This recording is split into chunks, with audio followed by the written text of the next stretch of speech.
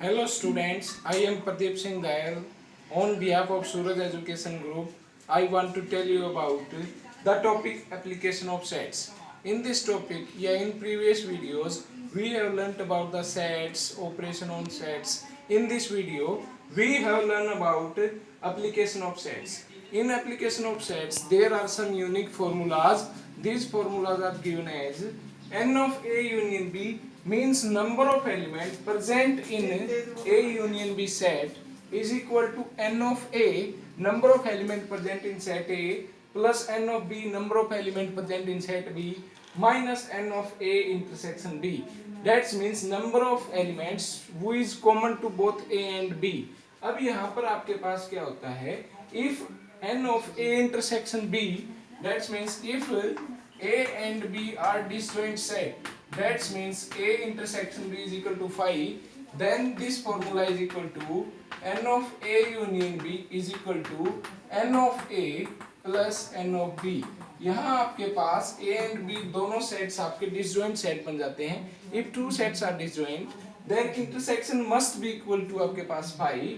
Then ये formula आपके पास change into this formula. अब वेन डायग्राम से हम इसको क्लियर करेंगे दिस पॉइंट्स. जैसे आपके पास यदि कोई यूनिवर्सल सेट आपके पास U है, अब यहाँ पर ये सेट आपके पास A है, दूसरा सेट आपके पास B है, ठीक है. अब यहाँ क्या है, जो A यूनियन B के अंदर आपका ऑलमोस्ट ये सारा कवर हो जाता है. अब यहाँ A इंटरसेक्शन B को माइनस करने की जरूरत क्यों पड़ी, क्योंकि A इंटरसेक्शन B एक बार हम पूरे में यहाँ कवर कर रहे हैं, उसके बाद ये डबल कवर हो जाता है. क्या हो जाता है, डबल कवर. इसको हमने सिंगल एक बार ही कवर करना होता है. अब आपके पास क्या होता है, second formula is equal to n of A minus B. n of A minus B का मतलब है only A elements, only elements of A. यदि जो एलिमेंट्स ऑफ A के हैं वो क्या होते हैं, total number of element present in set A minus intersection of A and B. Like example, यदि आपके पास इसका एग्जांपल देखते हैं हम वेन डायग्राम से. देखिए, इफ ये आपके पास सेट A है, उसके बाद ये आपके पास सेट B है.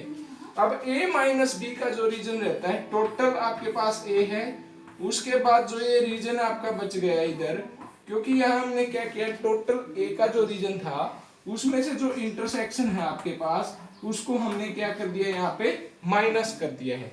तो इसको हम ओनली A एलिमेंट्स भी बोल सकते हैं, ओनली एलिमेंट्स ऑफ A, या हम इसको A माइनस B से रिप्रेजेंट करते हैं. अब आपके पास B minus A, that's means n of B minus n of A intersection B.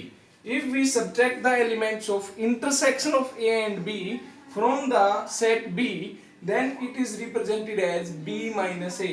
That means ये टोटल सेट आपका पूरा B का सेट है, इसमें से हमने इंटरसेक्शन को माइनस किया तो ये आपके पास ओनली B का आपका स्ट्रक्चर बन जाता है. अब हम कुछ प्रॉब्लम्स करेंगे जिनके भी आप पे हम इन फॉर्मूलेज को पुट करने वाले हैं. Now students, come to our question number first. In this question we can see that x and y are two sets such that number of elements present in set x are 17 and number of elements present in set of y are 23 and आपके पास union में कितना है, x और y. अब यहाँ पर क्या होता है, अगर आप और का सिंबल यूज करते हैं that is for union operation and is symbol for intersection operation. Intersection का मतलब आपके पास सिंपल वे में हम बोलते हैं कॉमन. जो एलिमेंट्स कॉमन होते हैं वो इंटरसेक्शन में रिप्रेजेंट किए जाते हैं, यूनियन के अंदर सभी वैल्यूज को कंबाइन किया जाता है. अब आपके पास यूनियन में आपके पास elements are present is 38. We have to find n of x intersection y या number of element both A and B. अगर बोथ और एंड दोनों का हमारा यूज होता है तो वहां हम डायरेक्टली भी समझ सकते हैं, we have to find the value of x intersection y. Now represent it या solve it by taking the formula n of x union y is equal to n of x plus n of y minus n of x intersection y. Put the value of x union y. X union is equal to 38. Now we get n of x is equal to 17 plus n of y. n of y आपके पास कितना है यहाँ पे 23 minus N of X intersection Y. अब हमारा यहाँ पे result क्या आएगा, डायरेक्ट इन दोनों को हम क्या कर देंगे, ऐड कर देंगे, that is equal to 40 minus N of X into Y. Now shift 40 to the left side, then it's take negative sign, that is minus 40 is equal to negative of x intersection y, that we get minus 2. Now cancel throughout by negative sign. Now we get n of x into y intersection y is equal to 2. Now students take the Venn diagram. अब Venn diagram से भी हम इसको clear कर सकते हैं। अब आपके पास सेट A यहाँ है, सेट B यहाँ है। अब आपके पास इंटरसेक्शन के एलिमेंट्स कितने आ चुके हैं, 2।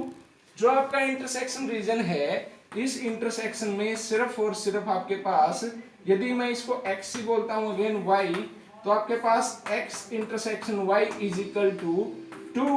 अब यहां देखिए n ऑफ x का आपका पूरा सेट है, इस पूरे सेट में एलिमेंट्स कितने हैं आपके पास, 17।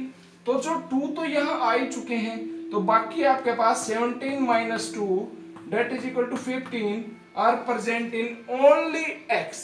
तो यहां अगर बोला जाता है ओनली x, या आपके पास ऐसे बोल दिया जाए और x माइनस वाई, या आपके पास क्या बन जाएगा, n of x minus n of x intersection y। n of x में आपके पास 17 एलिमेंट्स थे, हमने 2 को माइनस किया तो इट गिव रिजल्ट 15।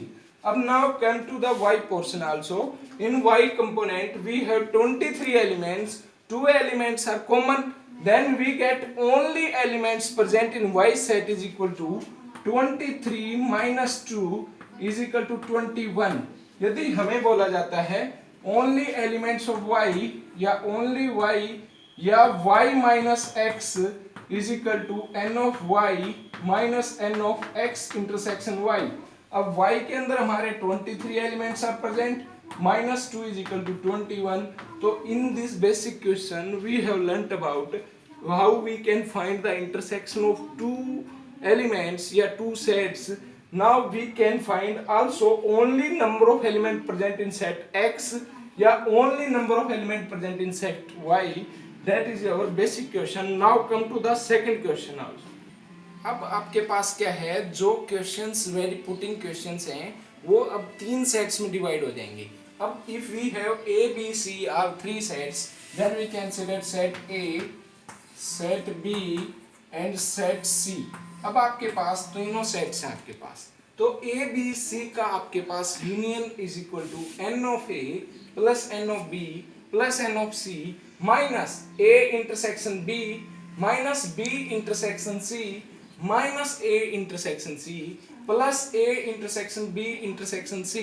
अब आपके पास इन तीनों का इंटरसेक्शन देखिए, ये रीजन आपका क्या रहेगा, intersection of both A B C. तो इसको हमने लिखा A intersection B intersection C. अब आपके पास क्या होगा, ए और बी का टोटल इंटरसेक्शन कौन सा था, ये सारा रीजन आपका टोटल था, ठीक है। ए इंटरसेक्शन सी का टोटल आपके पास ये था, बी इंटरसेक्शन सी का आपके पास सारा टोटल रीजन ये था। अब मैं एक क्वेश्चन नोट करने वाला हूं, उस क्वेश्चन में हम इन तीनों के बिहार पे बहुत सारी प्रॉब्लम्स आती हैं, उन प्रॉब्लम्स को डिस्कस करेंगे। Now students, this is the most important type and most important question for the application of sets. In these questions we have learnt about the typical problems based on to find any values related to sets. There we come to our questions. In a group of 50 students, total students are 50 students studying French, English and Sanskrit. There are 3 languages which we are learnt in a school: French, English and Sanskrit. Students, number of students who study French के आपके पास students are 17. So we set, आपके पास एक set form करेंगे जिसका set का नाम होगा F, number of students who study French, then n of F is equal to 17. Now set E for number of students who study English is equal to 13, तो n of E is equal to 13.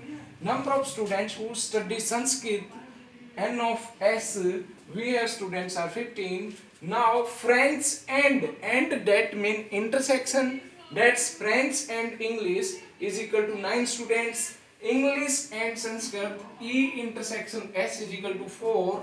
French and Sanskrit is equal to 5, and all of three means intersection to both French, English and Sanskrit. N of F, E, S intersection is equal to 3. Now look at the Venn diagram. That is our universal set U. इस U के अंदर आपके पास total elements present है 50. So N of U is also most important. N of U is have 50 elements.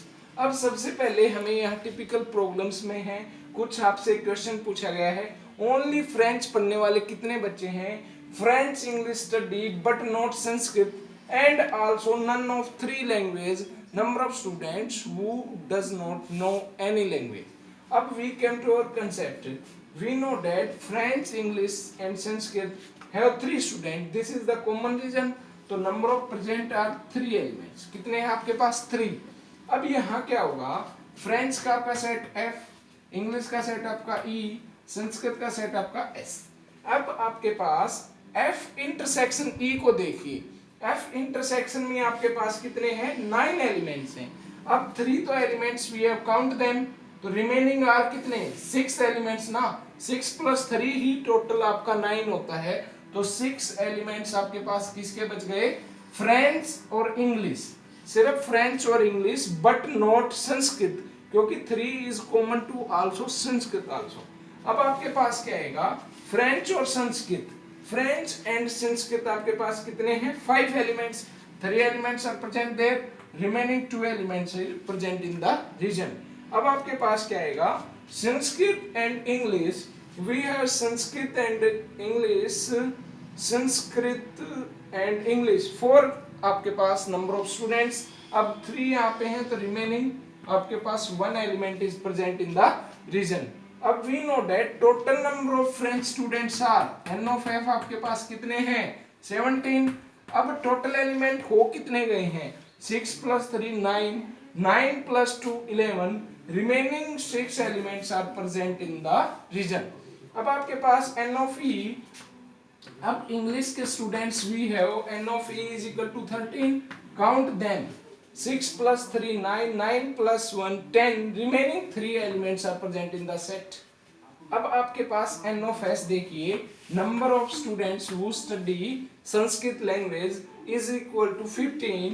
Then count the other elements या other students.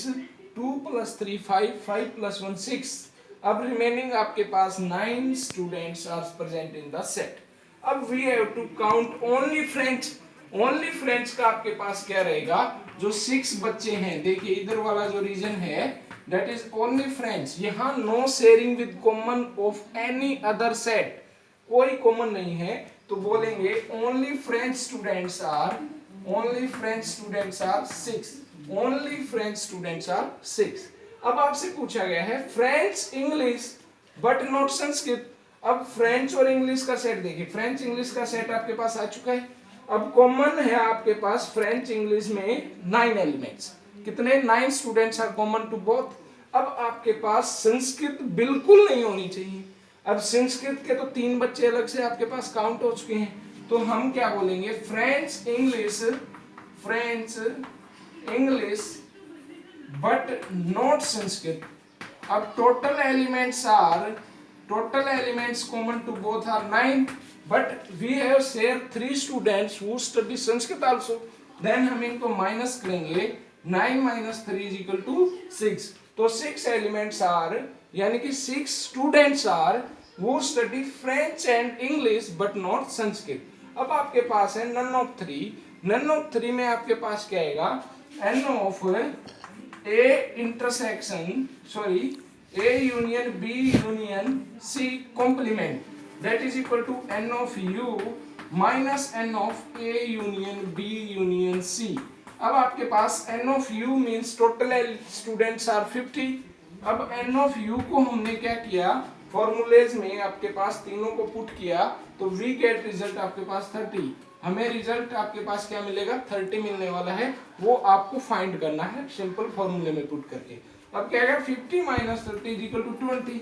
अब 20 students are those students who does not learn any language, none of 3 language. Understand? अब basically आपके पास simple भी पूछ सकता है number of students who study only English. तो ये जो ओनली 3 एलिमेंट्स हैं ये आपके पास ओनली इंग्लिश के स्टूडेंट्स हैं। अब 9 है ये ओनली संस्कृत के स्टूडेंट हैं। अगर ये पूछा जाता है Sanskrit English but not French, तो ये ओनली 1 जो बचा हुआ है वो आपके पास क्या आएगा, इंग्लिश संस्कृत पढ़ता है बट आपके पास फ्रेंच नहीं पढ़ता। अगर 2 पूछा जाता है 2 आपके पास French Sanskrit but not English. Understand, ये बेसिक कंसेप्ट है आपका। इसके रिगार्डिंग आपको जो भी प्रॉब्लम्स आती है, now come to focus to me in the next video. Thank you.